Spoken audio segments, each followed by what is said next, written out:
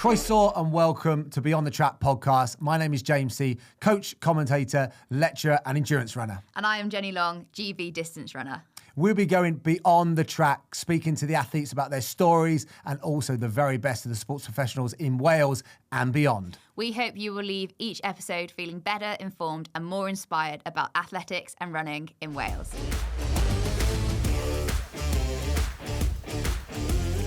Welcome back to another episode of Beyond the Track podcast.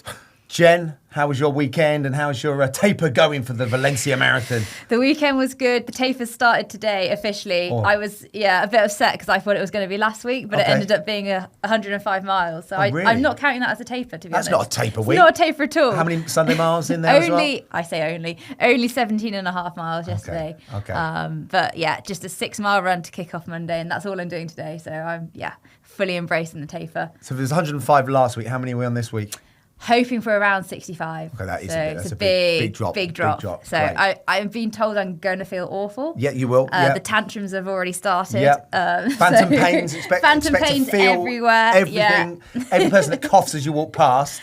You'll get ill, yeah. Or you'll think you'll get ill, but you're going to be absolutely fine, Jen. And my weekend, I was up in Liverpool for the Cross Challenge, which was the Euro Trials, and Carrie Hughes. Sensational. What a performance. She bossed it. I know we would have loved to have seen her at the Cardiff Cross Challenge. I think she put some more training in the bag because she absolutely delivered it. And she looked so strong doing it. I was watching the stream and it was so good to see. Like, I think this is her 7th Eurocross team, which is like in itself like amazing to be able to come back year after year and make the team. Because if you make the British team, you're almost guaranteed a European medal, European team medals, and it's a really hard team to make, and it's so good to see her bossing it. It was, and as in those teams are so tough to make as well. So Dav Jones, who we had on the show, didn't go to plan for him. He got sick in the week, and it's so hard if you're not on that line ready to go. There's 10, 15 other people that are there and ready to pounce, and I think the conditions almost play into that as well. It looked wet, muddy, a bit sticky. You look at the sort of the winning times and the paces they're running, like you can tell the conditions were really tough. And obviously that suits some people better than others. If you're a track runner, you want it cold, fast, and dry. Which it would have been the day before or a couple of days before. But another performance to shout out, under 13, Zach Munn. Fantastic win, Cardiff colours. So we had a couple of youngsters doing pretty well as well. So the future is looking bright. But we're delighted to have in the studio a guest in one of the most fascinating of events, the pole vault. Welcome, Welsh international Mark Mellor, to the studio. Thank you so much. Yeah, it makes me really glad I pole vault and don't run cross country. When you hear about the weather that was going on this weekend, you see the mud dripping down them, and I think there's a bit of a wind sometimes, and I'm struggling. But yeah. And like before we get into the ins and the outs of the pole vault, tell us about how you got into it. It's quite a unique event to get into, I feel. Like not everyone perhaps has that kind of first initial start in the sport, in the pole vault. I don't know, maybe you came from a different sport and then found it eventually. Like, how did you get into the sport? Yeah, so I was really lucky that I kind of grew up on the door of Nyack. So like I'm from Cardiff originally. I did gymnastics as a kid, like once a week maybe. Like I kind of went to the gymnastics kids and then kind of carried it on until I was about 12 years old when I did an athletics camp, because my mother worked full-time, my dad worked full-time, so it was quite hard to get like kids into childcare during the summer. So the three of us went and did athletics taster week, and that was Emma Lyons. Ran it. So she went to Delhi 2014 for the pole vault. Okay. And so I tried vault that week and I loved it instantly. Like I'm pretty average across the board, and that translated into being half okay at pole vault, like not slow, had some upper body strength, had some body awareness, and then kind of tried it that week, loved it, went back every Monday, Wednesday, and here I am 11 years later. Wow. This is my 12th year of pole vaulting, and yeah, I still love it. Still love getting to doing it every single week. And shame Emma Lyons then moved on kind of after that first year, but then the various people that have been there to coach me and help me throughout has been, I've been so lucky to be based in Cardiff and Loughborough and have some great coaches and influences throughout the years. Yeah, do you kind of feel lucky, and like often kids don't get a chance to try different events? Obviously Nyack and the opportunity with pole vault. Was that such a great situation to have where you could try lots of different events? Oh, massively. I think there are kind of 2 indoor pole vault facilities in Wales. So like I cycled up here today. It was about an 8-minute cycle. Brilliant. Like I'm literally on the doorstep of one of the only 2 places I could pole vault in Wales. And I've been so lucky from that. And the pole bank in that building is also incredible. So to be able to like have all of that just there, and it's been nice this year. I started coaching January, and it's been nice to give some of that back to like kids, and I'm just trying to get as many through the door just to try it once. Like, I don't care if you hate it. You don't have to come back. Just try it once and see how many people I can kind of get to give it a go and try it. And it's such a unique sport. There isn't anything else quite like it. So it's good to just kind of give that back a bit now. And you say you were average across the board, but this year you did play second at the UK Indoor Championships, jumping 5.26. Like, how did that feel? How did that competition feel from your perspective? And can you see like your progression over the last 10 years in the sport? Yeah, massively. I think especially kind of over the last 3 has been a big jump for me. I kind of went from, I think 3 years ago, I jumped 4.72 to now this year jumping 5.30. It kind of, when things are going well, it snowballs and like it gets so much easier to keep getting better. And I think I learned so much kind of from being in that Loughborough setup. Like, I got to train with Harry Koppel kind of for, it's about a 3-6 month period. And it was kind of just me and him at that point. And I took so much from just watching how he operated, watching him vault. It was just, I almost became a spectator in the own sport. I was spectating my own training sessions. Like, he'd jump a bar and I'd just be like, I'd forget I had to jump next.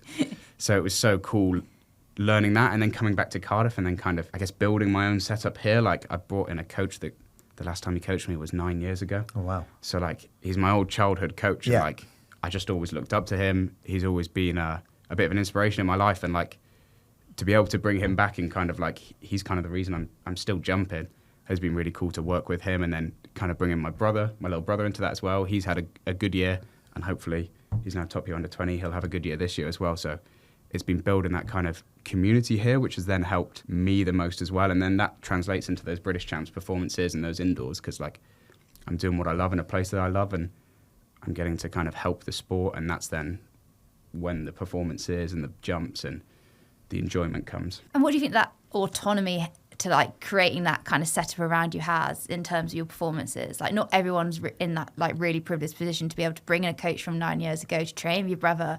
Like, how is building that community around you, how's that helped kind of impact your performances? Yeah, massively. I think it happens little by little. Like, at first it was just a conversation with him, and then kind of 8 months down the line brought my brother in. And I think it kind of helps because it means I get to really tailor what I need and want. Like, coming from Loughborough and kind of, I've not jumped that high, like there's plenty more hopefully in the tank, and like there's still so much to be worked on, but I get to bring in pieces and great pieces of different people. Like, I get to sprint with some incredibly quick boys. I got to sprint last year with Blake Brown, who's gone, I think, 10.2 windy or something, which is just ridiculous to stand, you know, on a starting line next to someone that's done that, and you'll be like, oh my gosh, I better get out on this rep. And so you just get to add the best pieces of little parts of different programs. And sat down with Joe Parker earlier this year, Welsh S&C, and he kind of taught me through, I thought my gym was a bit weak, so we just went for a coffee. Like, we were on a coaching course together, and he's provided a load of valuable stuff, like just thoughts, and then just add that kind of into my sphere, I guess, of knowledge, and just pull different bits from people. I'm talking about pulling different bits from different places. 5 metres and 30 winning in Loughborough in the summer. That was a Commonwealth Games B standard. How satisfying was that? But also, you know, you talked about having improved half a metre. Was that kind of like in those couple of years, were there significant jumps, or was it just all incremental? You talked about so many different elements that make up, you know, pole vault kind of training and mindset. Was there anything that jumped out in particular? It was kind of just ticking away. Like, I think I went 72, 82, 88. Yeah. There was a big jump then to 5, and then I went 5 to 22, and then 22, 26, 30. Was 5 a bit of a landmark? 5 was that's a like the huge, mental barrier. How long was that? How long was 5 metres there? That was, probably was capable of jumping 5 maybe a year before I jumped it. But like, getting to that right headspace. I actually cleared 5 on the first ever time I attempted a 5 metre bar. Nice. So you hadn't attempted it? Had you done it in training though? With a bungee cord or anything like that? It was that 490 that was kind of the sticking bar. Okay. And then went over that at Welsh Senior Champs and was like, well, it's done. This is it. One jump is all I need, and cleared it that day. And that was an incredible feeling. Like, to hit those kind of milestones are brilliant. And then, this year was kind of a big jump to 22 in that one comp up in Manchester. It just kind of pole-wise here, I didn't quite have all the poles I needed.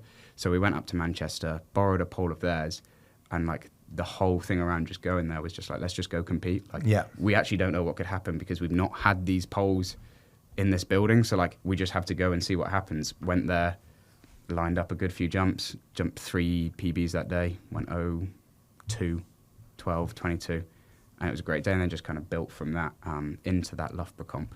Talk us through because the Joe public out there in terms of poles, how important they are, selection.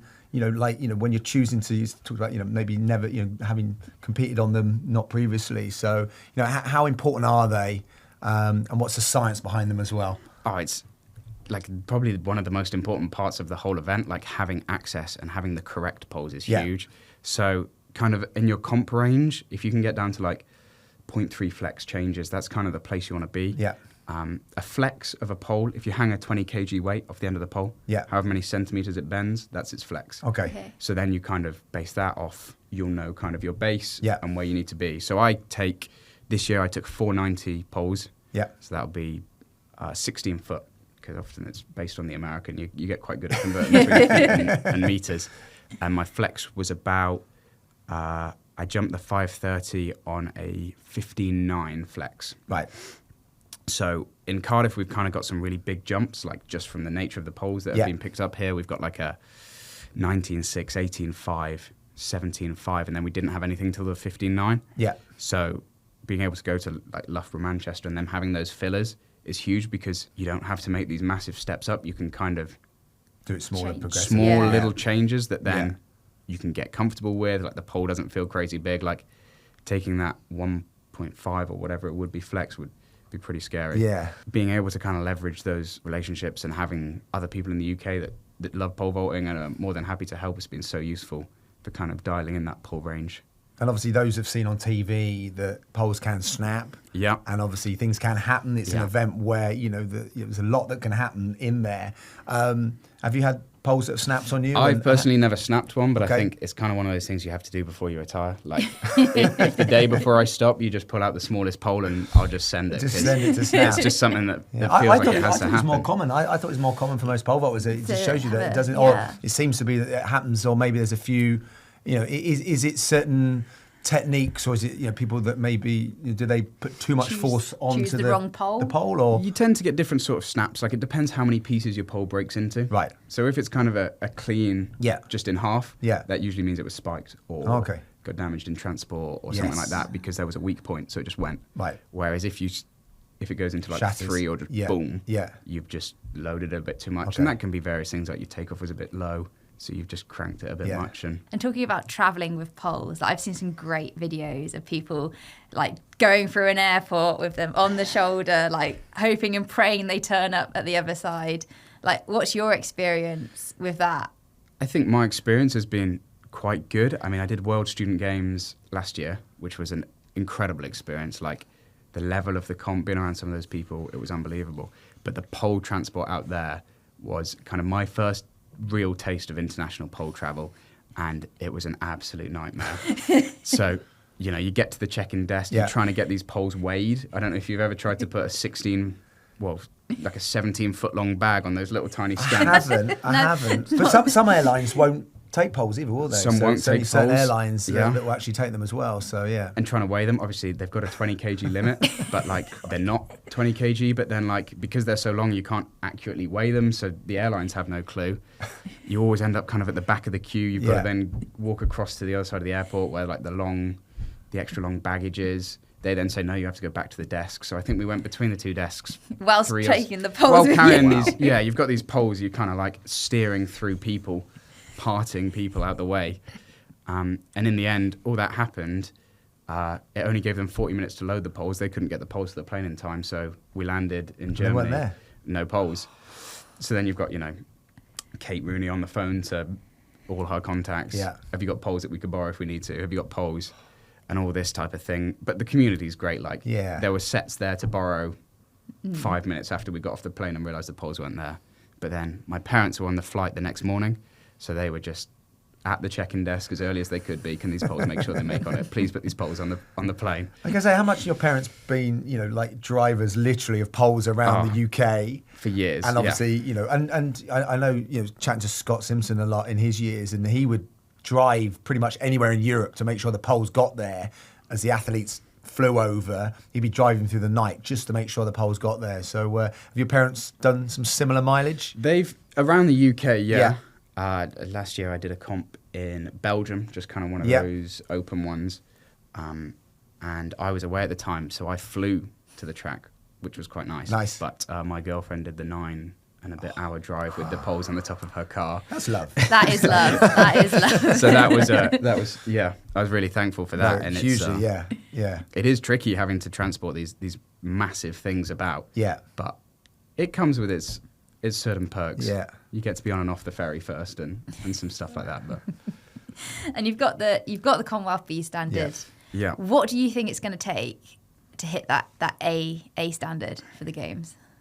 Yeah, I think there's a few things we're kind of looking at. Like last year we experimented with the 18-step approach. So I jumped that 5:30. That was my second ever comp on this kind of full approach.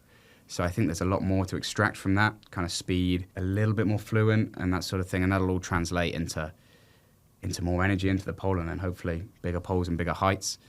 Kind of just doubling down on everything that worked so far. Like a lot of this, I go to an adults gymnastics class outside of kind of the traditional training. And there are some boys there that used to be a very, very high level. So just learning from them, just taking bits from them, like certain skills on the ring, certain skills on the floor, vault, like that will be really useful as well for body awareness and that sort of thing. So I think it's kind of just keep plugging away, keep doing what I'm doing. Yeah, it's no easy task. Like big heights are big heights, and you've got to have the mentality to take the poles as well. That's a big side of the pole vault. There's a quote that's like it's 80% in your mind and the rest is in your head.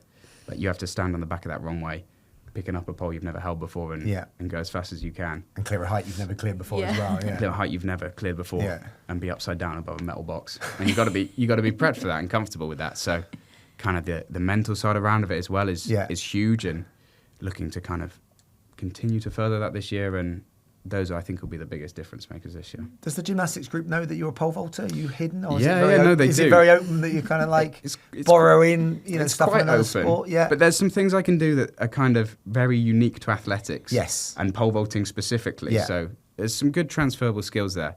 And there's a lot of them that would love to try pole vaulting, like adults trying gymnastics. Yeah, a bit of talent ID. Yeah. You could be love to with your coaching hat on now. So that transition, it's never too late. It is to learn a new skill. In terms of obviously hitting that A standard, staying clear of injuries is any athlete's absolute kind of fundamental, or at least as we try. You've had a few injuries and you've come back from them. So talk about some of the injuries you've had, and talk about mindset as well. How important is that to get back from them? Yeah, I mean post LIA last year, so just after that 30, kind of had a bit of tendonitis in the Achilles, which is just one of those little frustrating things because you're just at 90% the whole time. It's horrible. It's horrible. So it just sits there the whole time and kind of you feel fine one day, you have a great rep, you come to the comp that weekend, you're like, it just hurts. Yeah. So trying to be as proactive as you can, like it is tricky and the mindset definitely is hard. And to stand on the runway knowing you've got to run full speed with your Achilles being not quite there adds to it as well. But I think it was a great lesson to kind of learn to slow down, learn to manage my training load. It was so easy after Loughborough to be like, I'm doing great, keep it rolling. I'm going to add another 3 sprints sessions in a week. I'm going to do 2 more gym sessions. This is so easy. And then, eventually you come back to reality and you realize that, you've got to taper properly. You've got to build that program properly. So it was a bit of a lesson again last year. Maybe a bit of a rookie mistake, but it's good to get the opportunity again this year and kind of learn from what happened last year and various other injuries that you pick up. If things go to plan, you hit that A standard, because with pole you can hit it indoors as well, can't you? So indoors, outdoors, you get a little bit of an extra window compared to maybe a few different events. A discus though can't completely forgot that 100-meter hurdles doesn't happen indoors. So talking to Tom, one of my friends, and he was like, it's going to be tricky, like going to have to stack some races. Quickly, and I was like, oh yeah, you can't do it indoors. I have great conditions, no wind. An environment. This is brilliant. I'm going to be so consistent. What would it feel to hit that standard, and then hopefully then to get the call? What would that be like, having started that journey all those years ago on a mini taster in Nyack? Yeah, I think obviously it mean a huge amount. Like there's not many chances you get to represent like your country. Like growing up in Cardiff, being from Wales, like to stand there and wear the Welsh colours would be an incredible feeling, and there's not many other comps you actually really get to do that at that level as well. So it'd be a very special thing. I think, jumping the A, even then, doesn't mean you're definitely going. So it's tough to, like, set that as your sight. I think it's kind of this year, just see where we get to. Like, if we get an A, great. Maybe there's more. Until that deadline of the 18th of May or whatever it is, I think anything we can do, whatever avenue I have to explore, it's kind of take everything in my stride, enjoy the process, see if I can grow the sport along the way.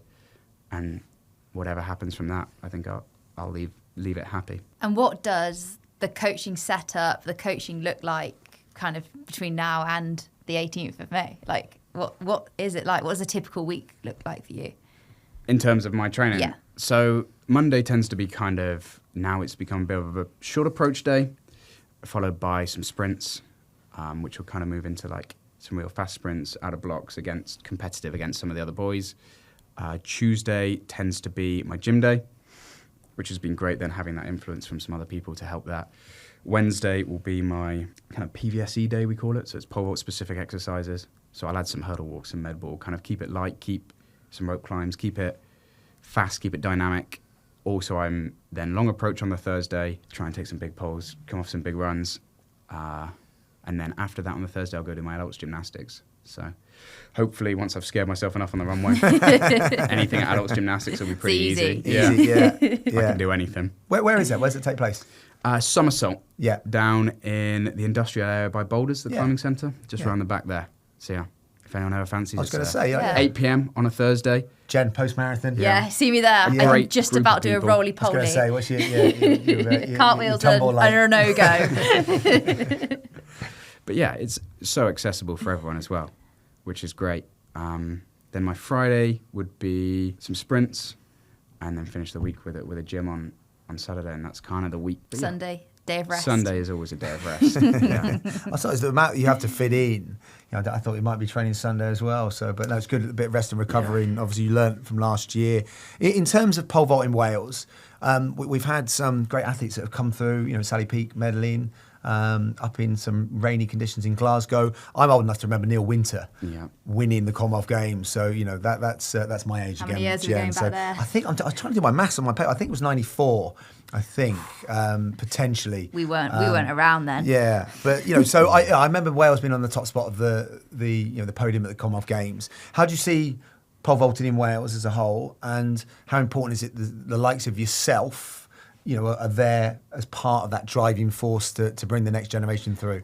Yeah, I think it's a really cool place right now. Like, obviously, you've got myself over 5:30. You've got Tom Wally over 5:25. The Wrexham athlete, yeah, he's been jumping so well this year. And I think on, the World Athletics rankings, he's got the best one-on-one result against me. I think he's something like 9-3 against me. Okay, right. In times we've faced each other. So he is always an incredible competitor. Yeah. He's been jumping so well, and I'm expecting him to go and jump something big this year.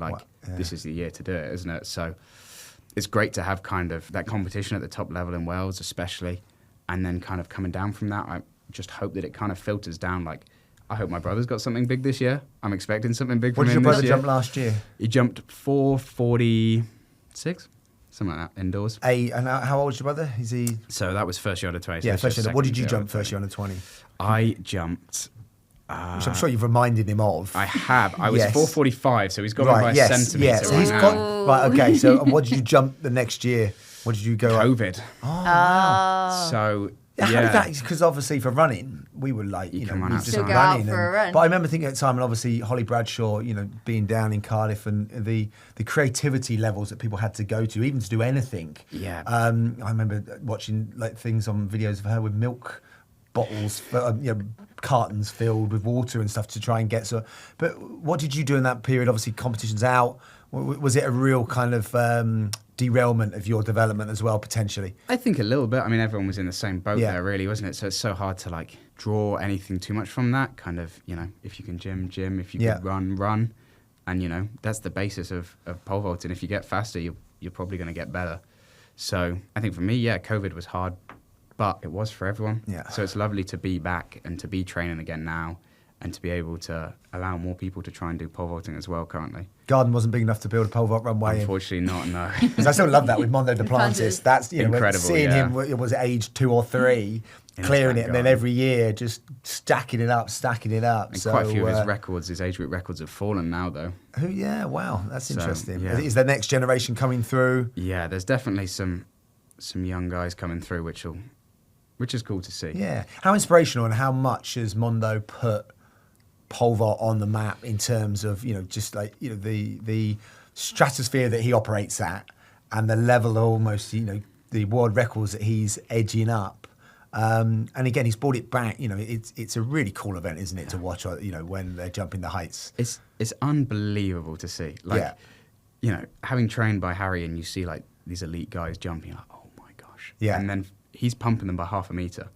Like he's just on another level. Yeah. And it means that the exposure that the sport gets, like all my friends actually know what pole vaulting is. Yes. Mm-hmm. Yeah. And for how many years, you'd say a pole vault, and the various jokes you get around that, Whereas now they'll say, oh, is that the Swedish guy? Yeah. And you'll be like, yes, it actually is. That one, yes. And then you get all that attention that comes with it. It's really cool, and it's really cool to see the sport get that spotlight, and to see him like, the only athlete in the stadium. Everyone sits there and waits. He plans that, doesn't he, almost? He literally orchestrates the meet, and I've been there, lucky enough, at World and European meets, where he's almost he delays it to perfection, where every track event's done, every field event's done, and it's just him, and no one goes home because everyone wants to see it. Everyone wants to see a world record, and almost just when he delivers it, it's just like a. There you go. And that's what adds to it. He's just a master showman as well, isn't he? He's not just an athlete, but he's a performer as well. Yeah. And it's so cool to hopefully kind of take the inspiration from that and apply that into everything. Could you perhaps, as a pole vaulter, describe how difficult it is to jump 6 meters 30? Because he makes it look so easy, and you almost expect him to be able to do it when he gets on the runway and just runs towards the mat. It's incredible, the control. I mean, there's various studies and all sorts that have been done. Like, he's, I think, currently capped by, like, the pole efficiency. Like, it's almost not him that's capping his own performances. And, like, they were looking at, he's so consistent, he drops the pole just before the box. Yeah. So, you get that oscillation in the pole. Just by hitting it just before the box, he dampens that completely. Wow. Which can, they did a study on that. That helps him by however much. Just those little things. But just to be able to run 10.4, 10.5, whatever the meters per second he's hitting with a pole in his hand is just ridiculous. And they must be making poles just for him, because obviously he's definitely going higher and beyond higher and higher. anyone has ever been before. So it's literally, he must be like phoning up like the next pole, next pole. But he's pulling the rest up with him. Like Corrales, yes, 10 years ago, if Corales had the year he'd had, pole vaulting would be going mad. Everyone would be like 12 times over 6 meters. This is ridiculous. This is, is he one of the best to ever do it? And currently he's just the number 2. He's just stuck in the shadow. That's that's crazy. And I honestly, like, over the last 3 or 4 years following Mondo, I've really kind of looked at the pole vault and been like, I wish I was not a distance runner, because it looks like such a fun event. But in terms of barriers to perhaps getting involved in the sport and starting, obviously, like you said, you lived in Cardiff, you were an 8-minute cycle away from Nyack, but what do you think, your best advice would be to others to kind of have a go at the sport, how to find out about it, and where the best places to kind of give it a crack are? Do you start, perhaps with gymnastics and then go there, or? I think potentially. I mean, reaching out to your local athletics club, I'm sure there is so many pole vault beds around the UK that aren't being utilised as much as they could be. And you only really need 1 or 2 poles to start. No one really bends a pole starting off. And, the old Russian system, they didn't bend a pole till they jumped 4 meters. So there's so much you can do in and around the sport before you kind of really need that bank of poles. Just trying, I guess, is the big thing. But I also want to try and open it up to as many people as I can. If I had the time, it would be cool to go around to other kind of tracks, especially in Wales and stuff like that, and try and get kids vaulting. And there's plenty of other life in there as well that needs to happen. So just asking is a great place to start. And your fundamentals as a coach, when you are looking after your brother or helping your brother and those others in the group. So what are some of the philosophies? And you say you've had lots of coaches over a long period of time. Which bits are you borrowing from others, and which are your unique to you? Something Scott was always really quite well known for is he just brings the energy. Yeah. And like when you got to watch him, when you see him coach Molly and you see him all that, he brings the energy. And that's something I've kind of tried to emulate, I think, a little bit in my own coaching, like bring the energy, keep it high. The kids, if they enjoy it, they'll come back. And that's the big thing, is keeping them engaged and them learning new skills as well. Like there's nothing like being able to do something you couldn't do 2 weeks ago. Yeah. And progressing, seeing yourself progress. So trying to set up the sessions in a way that like month on month, even week on week, they can see these little micro progressions. I'm getting better. Something is happening here. I should go back again. I think are some things that I've kind of tried to put into my coaching. But it's still early days. Hopefully there'll be a few more years to come. And do you see yourself perhaps like post pole vault career kind of going into the coaching world and really like giving it a really like good shot, like at various levels, I guess? I think I'd love to. I mean, the startup costs are huge. Like if you actually want to, you know, kind of own your own set of poles, like you're dropping quite a few grand on poles. And then it's, you know, what's the best selection of poles for these beginners and what increment should I go? And you get into all that type of world of it. So one day I'd love to get into all of that. But I think for now it's kind of doing what I can. Yeah. And seeing what opportunities come along the way. Yeah. Yeah. In terms of food and nutrition being, you know, a huge interest, huge part, we always ask our guests a question about if it was your last meal on earth, what would that meal be? And yeah, Jen, we always ask, don't we, what 3 people would you have at the dinner table? Okay. So I am quite repetitive with how I eat. I kind of eat the same way every single day. Okay. So I'll have I can get on board with that. 250 grams of mince, 4 eggs, and then kind of the avocado or potato or sourdough with that. So that would be my last meal, to keep it traditional to myself. Times by 4, obviously, because there's 4 guests. 4 of us. Yeah. Who would I have? I mean, you could go down the vault route. You could get Bubka, Levillini, Mondo. What a conversation that would be at the table, the 4 of you. Yeah. Love to talk to some other people throughout history. Plato would be quite interesting. Yeah. Nietzsche.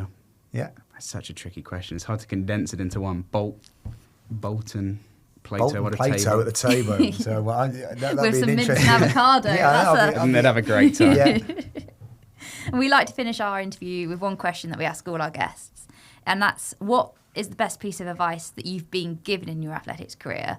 But also, what's the one piece of advice you'd give to somebody else? I think the best bit of advice I've been given is kind of since working with Lewis, my recent coach, like when he came in, he kind of only asked me one question sometimes. Like we'll do a whole session and I'll just say one thing.